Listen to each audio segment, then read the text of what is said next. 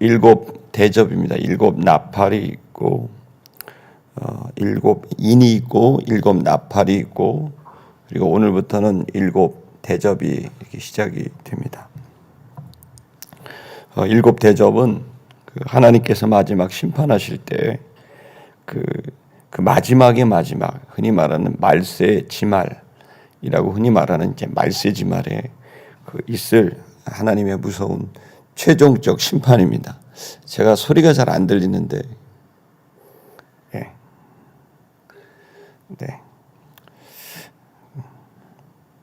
그 심판의 때가 이렇게 있는 거죠. 사람들은 이제 이 심판에 대해서 종말의 대심판에 대해서 비이성적이고 그리고 대단히 비이성적일 뿐만 아니라 그것은 이치에 맞지 않는다고 이렇게 아주 맹비난하는 그 주제 중에 하나는 재림의 때고 종말의 사상입니다. 그런데 우리가 유추해 보면 모든 만물은 태어날 때가 있고 그리고 그 태어나는 것이 이제 나중에는 끝을 볼 때가 있습니다. 우리는 지난주에도 또 그 지난주에도 계속 그런 장례식을 우리가 참여하게 되는 것. 한 사람의 인간을 봐도 태어날 때가 있고 성장해서 자랄 때가 있고 그리고 그 성장한 그 사람이 병들고 늙고 또 그리고 끝을 맞이하는 것을 봅니다. 모든 게 마찬가지입니다. 건물이 세워지면 50년, 100년이 되면 다 낡고 또 무너지게 되는 것은 당연한 이치고 순리입니다.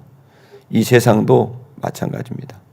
이 세상이 시작될 때에도 똑같이 이 시작이 있고 그리고 끝이 있다는 것을 알 수가 있습니다. 요한이 본 그 환상은 바로 그 끝을 말해주고 있습니다. 지금 보면 영원할 것 같은 이 세상도 이제 끝이 있는 거죠. 그 끝이 있기 전에 인간의 죄와 또 그리고 그 죄에 대한 하나님의 개입과 간섭이 계속해서 와서 여러 차례 그 마지막 끝을 경고하고 또 준비시키게 되지만 그때 그것을 깨닫고 그 마지막이 오기 전에 마땅히 해야 될 일을 이제 하고자 하는 사람들이 있는가 하면 그렇지 못한 사람들도 있는 거죠. 예를 들어서 우리 6.25 때 우리 형제 나라였던 튀르키예, 터키 같은 경우에는 80년 전만 해도 그 나라에 그 교회가 몇만 개가 있었습니다. 그러나 지금은 그 튀르키예 교회는 손가락에 셀 만큼 80년 전만 해도 튀르키예의 한 30%가 기독교인이었지만 그러나 지금은 0.01%만 기독교인입니다. 그 짧은 100년도 안 되는 시간 안에 기독교가 완전히 이제 없어질 수도 있고 또 북한은 더 심하죠. 교회가 전국에 3개가 있습니다. 사우디아라비아는요. 한 곳도 없습니다. 그러나 그 땅들이 교회가 엄청나게 많이 있었던 곳들이었고 성도들이 있었지만 그들이 그것을 이기지 못하고 무너진 것도 볼 수 있죠. 중국도 마찬가지죠. 엄청나게 많은 교회가 있고 지금은 다 지하교회로 모이고 있지만 교회로 모이게 되면 그 모든 교회는 그저 사람들은 구속당하고 어려움을 당하게 됩니다. 그것처럼 우리들에게는 분명한 역사의 현상이 있고 그 결과가 있다는 것을 알 수 있습니다. 오늘 본문의 말씀은 단순히 한 지역의 문제가 아니라 전 세계의 끝이 예비되어 있고 그것은 바로 심판이라고 말하고 있습니다. 우리 1절의 말씀을 다 같이 한번 읽어보도록 하겠습니다. 16장 1절의 말씀입니다. 읽겠습니다. 시작. 또 내가 들으니 성전에서 큰 음성이 나서 7 천사에게 말하되 너희는 가서 하나님의 진노의 7 대접을 땅에 쏟으라 하더라. 이렇게 되어 있습니다. 요한은 환상을 봤습니다. 그 환상을 보니까 그 안에 성전에서 하나님의 음성이 들린 거죠. 여기 성전에서 큰 음성이 났다라는 것은 당연히 하나님의 말씀인 겁니다. 그리고 거기에 7 천사들이 있었고 7 천사들에게 명령하게 되죠. 바로 하나님의 진노를 그리고 각각 대접 한 개씩을 이 세상에 쏟아버려라 라고 하는 명령을 하고 있습니다. 그것은 미래에 있을 일이지만 아주 철저하게 준비가 됐죠. 7 대접이라고 하는 것은 하나님의 진노가 완벽의 숫자인 7이라고 하는 것으로 된 것을 봐선 그 심판, 하나님의 진노는 완벽한 심판이라는 것을 알 수가 있고 그것은 아주 철저한 심판이다라는 것을 알 수가 있습니다. 우리 요한계시록 15장 8절 우리가 이제 지난주에 봤던 말씀인데요. 요한계시록 15장 8절의 말씀을 한번 읽겠습니다. 시작. 하나님의 영광과 능력으로 말미암아 성전에 연기가 가득 차매 7 천사의 7 재앙이 마치기까지 성전의 능이 들어갈 자 없더라. 그러니까 이 7 대접은 성전이 사령부입니다. 그러니까 모든 심판을 성전에서 합니다.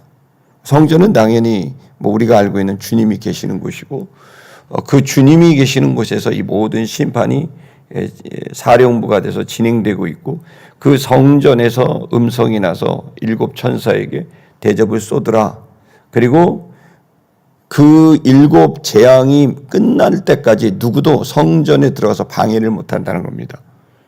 누구도 개입하지 못하는 철저히 보안이 유지된 상태에서 성전을 중심으로 음성이 나고 그 음성에서 심판이 진행된다는 것을 봐서는 이 마지막 7 대접의 심판은 하나님께서 그 어떤 것도 방해받지 않고 하나님의 주도적으로 이 심판이 진행되고 있다는 사실을 알 수가 있습니다. 우리는 알아야 됩니다. 하나님 우리에게 구원을 베푸시는 주님이시지만 마지막 사람들이 결국에는 구원의 문이 열렸으니 와라. 그리고 또 네가 하나님의 아들이 될 기회가 있으니 또 네가 하나님의 아들이 됐으니 이제 다른 사람들을 살리는 일에 너희가 나아가자. 하나님의 아들이 네가 됐으니까 생각을 좀 높여서 생각하고 하는 것을 좀 입장을 바꾸기도 하고 또 하나님의 생각을 또 품어내기도 하면서 너희가 높은 의식을 갖고 하나님의 이 내가 너에게 맡긴 일을 감당해라.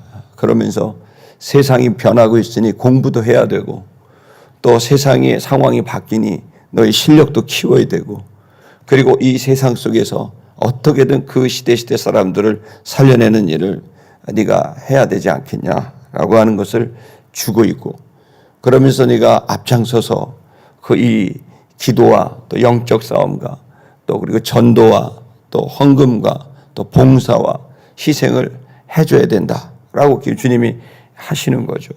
그리고 네가 오염되거나 또 그리고 흔들리지 않도록 영성을 공동체를 잘 이루어서 관리를 해서 네가 그냥 세상에 오염되지 말고 교회에 철저한 교인이 되고 또 철저한 하나님의 자녀가 돼서 세상이 아무리 바뀌고 타락해도 너는 계속 주님만 바라보고 나아가라. 이렇게 계속 명령하고 계시는 거죠. 여러분 그래서 우리는 지금 주님께서는 이제 주도적으로 이 모든 심판을 하고 구원을 하실 뿐만 아니라 심판도 하고 계셔서 이제 마지막 경고, 그것은 바로 7 대접입니다. 이 경고의 때에 이제 마지막에 회개할 수 있는 기회가 있는 거죠. 사람들은 좋은 말로 하고 기회를 주고 혜택을 주면 바뀔 것 같지만 타락한 시대 때는 안 바뀝니다. 마지막 할 수 있는 것은 엄청난 고통과 어려움이 올 때 그것이 그들이 돌이킬 수 있는 두려움이 바로 마지막 경고인 거죠. 여러분 이 본문의 말씀은 하나님이 인간을 멸망시키려는 목적이 아니라 하나님이 마지막까지 살리려고 하시는 마지막 경고라는 것을 알 수가 있습니다. 저와 여러분들이 주님의 이 마음을 알아서 그 경고를 주님이 듣고 또 이 시대가 그 경고의 소리를 귀 있는 자는 성령이 교회에게 하시는 말씀, 주님이 하시는 말씀을 듣고 회개하는 회개 역사가 일어나게 되기를 이제 기대합니다. 여러분, 그렇기 때문에 이 심판은 누구도 관여할 수가 없습니다. 마태복음 24장 36절에서부터 47절의 말씀은 그걸 우리에게 말씀합니다. 읽겠습니다. 시작. 그러나 그날과 그때는 아무도 모르나니 하늘의 천사들도 아들도 모르고 오직 아버지만 아시느니라. 그것에 대해서 하나님은 모든 걸 알려주지 않습니다. 알려주면 부담만 되고 알려주면 꾀를 내는 것이 인간의 부족한 모습입니다. 주님께서는 주도적으로 이 구원의 길을, 심판의 길을 알고 계시기 때문에 주님이 누구에게 말하지 않고 주도적으로 이 구원과 심판을 이끌어 가시는 강력한 리더십을 보여주고 있습니다. 여러분, 그래서 심지어 예수님에게도 이 모든 심판과 또 그리고 구원의 역사를 알려주지 않고 오직 그분만이 이것을 알아서 성전에서 주도적으로 역사를 심판하고 또 그리고 구원에 이르게 하신다는 것을 알 수 있습니다. 그렇다면 우리는 어떻게 될까요? 37절의 말씀, 그 다음 구절 읽겠습니다. 시작. 노아의 때와 같이 인자의 임함도 그러하리라. 노아의 때에 물로 세상이 멸망한다. 그러니 구원 얻을 길은 방주로 들어오는 길이다. 그렇게 얘기했을 때 100년 동안 방주를 졌습니다. 노아와 그의 가족들이 미친 사람 소리 들으면서 저 사람 뭐하나? 왜 산 위에다가 저거 나무로 저 뭐하는 짓인가? 사람들이 이해가 안 되고 그 정신머리 없다. 여기서 도시를 짓고 집을 짓고 빌딩을 짓고 그렇게 해야지. 어떻게 저 사람 미쳤구나. 산에다가 저거 나무로 뭐하는 짓거리인가? 얼마나 많은 조롱을 받습니까? 그러나 노아와 그의 가족들은 아주 단호하게 세상이 멸망한다. 그러니 이 방주 안으로 들어와야 된다. 라고 외쳤지만 아무도 듣지 않았습니다. 오로지 그의 아들, 셋 아들과 며느리들만 그 얘기를 듣고 방주에 들어올 수 있었던 겁니다. 여러분, 주님 오실 그때에는 다 구원받지 않습니다. 노아의 때와 같습니다. 인자의 임함도 그리할 겁니다. 주의 말씀을 듣고 순종하는 건 당연히 믿음이 있는 사람의 당연한 이치입니다. 믿음은 반드시 행위를 가지고 옵니다. 오늘 본문의 말씀에서도 명확한 것은 주님의 심판은 아무도 모릅니다. 주님의 구원과 역사는 모르지만 주님은 신실하신 분이기 때문에 그분을 믿는 사람은 그 주님의 역사가 오히려 안심이 되고 믿고 따라가지만 주님을 믿지 못하는 사람들은 계속해서 의심하고 그리고 또 나중에는 낙심하고 그리고 자기의 길로 떠나가게 됩니다. 노아의 때도 그러했듯이 이제 마지막 때도 진짜 믿음을 가진 자, 예수님께서 직접 그러셨죠. 내가 다시 올 때 믿는 자를 보겠느냐. 그 말은 탄식의 말이고 진짜 믿는 사람들이 있겠느냐.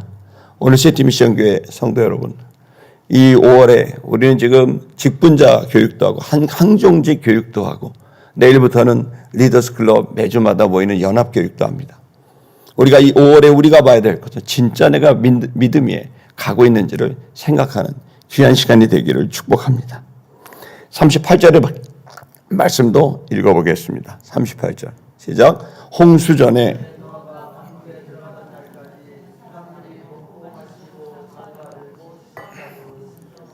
그냥 일상을 사는 겁니다. 먹고 마시고 장가들고 시집가고 그게 단주 알죠. 그게 인생이라고 생각하지만 그들 앞에 이 심판이 기다리고 있고 구원이 기다리고 있다는 걸 그들은 꿈에도 생각 못하고 그냥 하루하루 그렇게 살아가고 있었다는 겁니다. 39절 읽겠습니다. 39절 홍수가 나서 그들을 다 멸하기까지 깨닫지 못하였으니 인자의 임함도 이와 같으니라. 39절 읽겠습니다. 시작. 같으니라. 40절 읽겠습니다. 시작. 그때 두 사람이 밭에 있음에 한 사람은 데리고 한 사람은 버려둠을 당할 것이요. 41절 두 여자가 맷돌질을 하고 있음에 한 사람은 데려가고 한 사람은 버려둠을 당할 것이니라. 42절 그러므로 깨어있으라. 어느 날에 너희가 임할는지 너희가 알지 못함이니라. 43절 너희도 아는 바니 만일 집주인이 도둑이 어느 시각에 올 줄을 알았더라면 깨어있어 그 집을 뚫지 못하게 하였으리라. 44절 이러므로 너희도 준비하고 있으라. 생각하지 않은 때 인자가 오리라. 45절 충성되고 지혜 있는 종이 되어 주인에게 그 집 사람들을 맡아 때를 따라 양식을 나눠줄 자가 누구냐. 주인이 것을 보면 그 종이 복이 있으리로다. 47절 내가 진실로 너에게 이르노니 주인이 그 모든 소유를 그에게 맡기리라.